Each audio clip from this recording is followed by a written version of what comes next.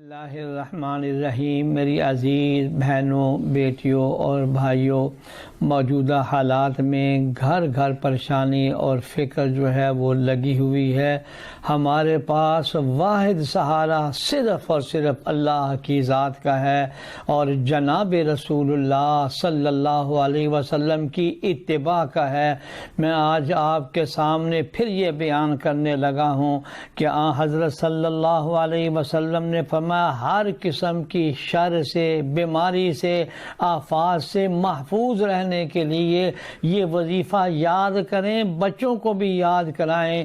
1.5 line کی یہ دعا ہے، وہ کلمات یہ ہیں: بسم اللہ الذی لا یضر مع اسمہ شیء فی الارض ولا فی السماء وہو السمیع العلیم۔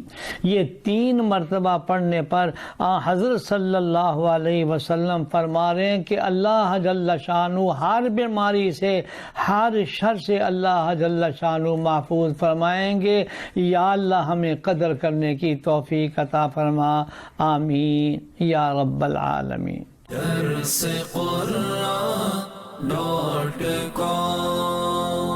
www.darsequran.com